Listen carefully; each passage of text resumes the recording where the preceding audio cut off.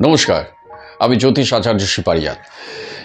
আজকে আলোচনা করব বৃশ্চিক রাশির কারা কারা শুভ প্রেমিক প্রেমিকা হয়ে তাদের প্রেমটা চিরস্থায়ী হয় এবং হয় না, হতে চায় না ব্রেকআপ, এবং সেখান থেকে বিবাহ হয়ে গেলে সেই বিবাহ শুভ হয়। এই নিয়ে মূল বিষয়টা হচ্ছেই আমি এই ভিডিওগুলো এখন করছি। আগে বিবাহ সঙ্গী করেছিলাম, কিন্তু বিবাহের আগেও অনেক সময় প্রেমটা অনেকে প্রেম হয়ে যায়, কারণ আজকের যুগে প্রেম করাটা কোনো সমস্যা না। মানে প্রেম আগে আমরা যখন ছোট ছিলাম তখন প্রেমটা একটা অদ্ভুত ব্যাপার ছিল এবং খুবই খারাপ কাজ। সেই পাড়া প্রতিবেশী লুকিয়ে চুরিয়ে এখানে ওখানে মানে এই দেখে ফেললো, ওই পাড়ার কাকু দেখে ফেললো, এই রে আমার বাবাকে বলে দেবে, এই ব্যাপারগুলো এখনকার দিনে ওই ব্যাপারটা নেই। এখন দেখুন, মেয়েরা এখন আগেকার সময় মেয়েরা ঘরে থাকতো, মেয়েরা কিন্তু এখনকার মেয়েরা বাইরে বেরোয়, তারা চাকরি করতে বেরোচ্ছে, কম্পিউটার শিখতে বেরোচ্ছে, আইটি সেক্টরে চাকরি করছে, বিভিন্ন অনেক অ্যাডভান্স, তারা পড়াশোনা করছে, ন্যাচারালি তারা বাইরে বেরোতে হচ্ছে। এবং সেইখানে মেয়েদের কাছে এটা একটা চ্যালেঞ্জ, কারণ দেখুন, ছেলে এবং ছেলেদের মধ্যে একটু ছোকছোকানি বেশিই থাকে, একটা মেয়েদের সাথে কথা বলার জন্য। কিন্তু এখনও ভারতবর্ষের মেয়েরা এত অ্যাডভান্স হয়নি যে একটা কোনো ছেলেকে দেখে ডাইরেক্ট নিজেই প্রপোজ করে বসলো, সে একদম ঋত্বিক রোশন ছাড়া এক্সেপশনাল, হতে পারে মেবি, আমি জানি না। কিন্তু ছেলেরা যে ছোকছোকানিটা, মেয়েদের সাথে পরিচয় করার বা মেয়েদের সাথে একটু মেশার, সে অফিসে হোক, কলেজে হোক, ইয়েতে হোক, তাই মেয়েদের একটু জেনে নেওয়া ভালো যে তার রাশির সাথে সেই রাশিটার প্রেমটা সুইটেবল কিনা। বৈদিক জ্যোতিষশাস্ত্র এমনভাবে বলে গেছে যে প্রেমও, এদের সাথে প্রেম হলেও সেই প্রেমটা চিরস্থায়ী হয়, এতে কষ্ট পেতে কম হয়, কারণ দুদিনের মধ্যে মনের খুব মিল থাকে, এবং এখান থেকে যদি বিবাহে যায় তাহলে কিন্তু দাম্পত্য জীবনটা একটা সুন্দর জীবন গড়ে উঠতে পারে। এই হচ্ছে আমার এই উদ্দেশ্য, হচ্ছে জাস্ট প্রেমটা যেহেতু এখন সমস্যা নয় কোনো কারোর সাথে করা, কারোর সাথে মেশা, বা তাই আমি তাও বলছি ফিজিক্যাল রিলেশনে যাওয়া উচিত নয় বিয়ের আগে। অন্তত একে অপরে জেনে নেওয়া ভালো। একটা ছেলেও একটা মেয়ে, আগেকার দিনে যেমন ওই সম্বন্ধ করে বিয়ে হতো, সম্বন্ধ করে সব বাবা মারা কাকা জ্যাঠারা সব দিয়ে দিত যে আমার বাড়ির মেয়ের সাথে আমার বাড়ির ছেলে, এটা মিল হবে কিনা, কারণ তাদেরকে ওই স্বয়ম্বর সবার মতো বসতে হতো মেয়েদের সামনে এসে। পাত্রপক্ষরা এসে বলতো, মা তুমি রান্না জানো, মা তুমি লাউটা কিভাবে কাটতে পারো, মা তুমি একটু হাঁটো তো, বাঁকানা ডানা, এইসব ব্যাপারগুলো এগুলো খুব হাস্যকর লাগে। যাই হোক, ওরা জেনে নিত, এই মা তুমি মোচা কাটতে পারো, ওরা যেহেতু মোচা ভালোবাসে, ছেলের পক্ষ মোচা ভালোবাসে, তাই মোচাটা কাটতে পারে কিনা একটু জেনে নিচ্ছে, তাহলে কষ্ট করতে হয় না, বউ এসে করবে, ব্যাপারগুলো এরকম। এইগুলো সত্যি খুব হাস্যকর লাগে। যাই হোক, কিন্তু কিছু করার, যুগের সাথে সাথে তো এখন চেঞ্জ হয়ে গেছে, এখন কিছু করার নেই। কিন্তু আমি বলি, একটি মেয়ে একটি ছেলে একে অপরে বিয়ের আগে একটু জেনে নেওয়া ভালো, ফিজিক্যাল রিলেশনে না গিয়েও। একদম স্ট্রেট বলছি, ফিজিক্যাল রিলেশনে না গিয়েও। ফিজিক্যাল রিলেশনে গেলে আপনার কিন্তু বিশেষ করে মেয়েদেরই ঠকতে হতে পারে, এটা আমার সত্যি কথা। হ্যাঁ, সুতরাং এই রহস্যটা বিবাহ অবধি নিয়ে যাওয়া উচিত, অন্তত আলটিমেট।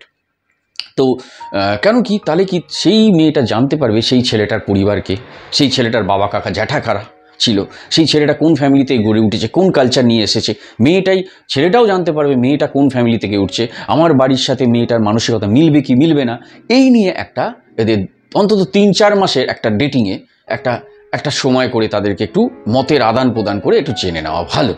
আমরা বন্ধু, বাট এরকম বন্ধু চাইলে বন্ধুর থেকে প্রেম আসবে কিনা, প্রেম থেকে ভালোবাসা, তারপর বিয়ে, ইত্যাদি ইত্যাদি পরে। কিন্তু এইগুলো এই পরিপ্রেক্ষিতে জেনে নেওয়া বেটার, এটা হচ্ছে বৈজ্ঞানিকভাবে বলছি।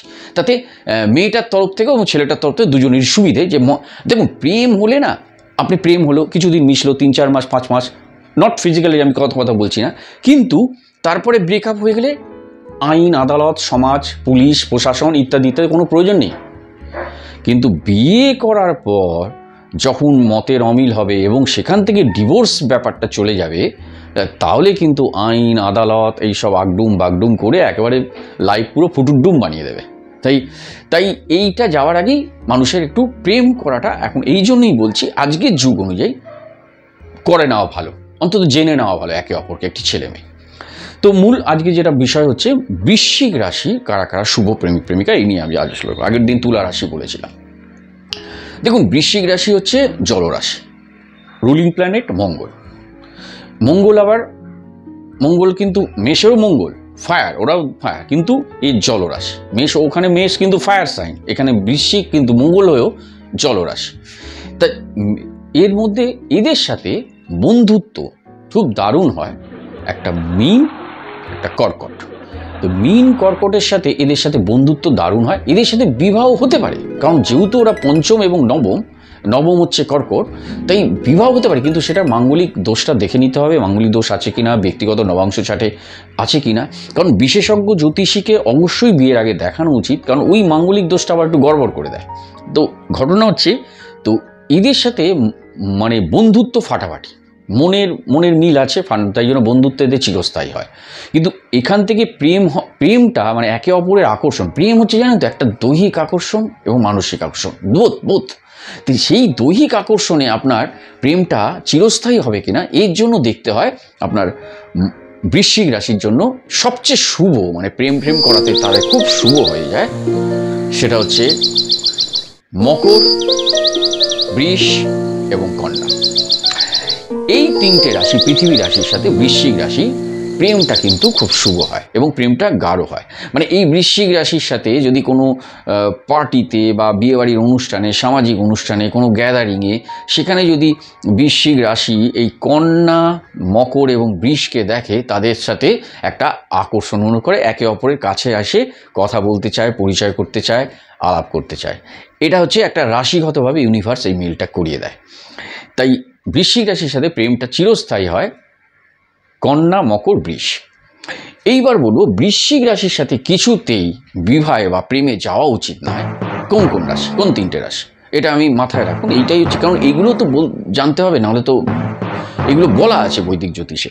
দেখুন, বৃশ্চিক রাশির সাথে কিছুতেই মেষের যাওয়া উচিত নয়, ধনুর যাওয়া উচিত নয় এবং সিংহরও যাওয়া উচিত নয়। কেননা এই তিনটে ফায়ার সাইন। মেষ দেখুন, মেষেরও রুলিং প্ল্যানেট মঙ্গল, বাট সে হচ্ছে ষষ্ঠ হয়ে যাচ্ছে, বৃশ্চিক থেকে সে ষষ্ঠ ঘর, 6, 8, 12 বলেছি অশুভ, তাই 6-এর টিমে পড়ে যাচ্ছে মেষ এবং সেখানে ফায়ারে পড়ছে। তাই সিংহ ফায়ার, ধনুও ফায়ার। দ্বিতীয় বেশ থেকে দ্বিতীয় ঘর হচ্ছে ধনু, সেটা আবার দ্বিতীয় স্থানকে মারক বলা হয়। তো এগুলো জ্যোতিষে বলা হয় মারক স্থান, দ্বিতীয় স্থান, সপ্তম স্থান, কিছুটা মারক, সপ্তম বিবাহ স্থান, বাট সপ্তম মারক হলেও সেইভাবে বিবাহ ক্ষেত্রে মারক হয়ে দাঁড়ায় না, যদি না তাদের শুভ থাকে। যাই হোক, এগুলো এত আলোচনা করা যাবে না। বৃশ্চিক রাশির সাথে এটা জেনে রাখুন, প্রেমটা সুপার হয়, নিখুঁত হয় একদম, সেটা হচ্ছে কন্যা, মকর, বৃষ। একদমই যাওয়া উচিত না ধনু, মেষ, সিংহ। এবং মনের মিল, বন্ধুত্ব হয় মীন, কর্কটের সাথে, বৃশ্চিকের।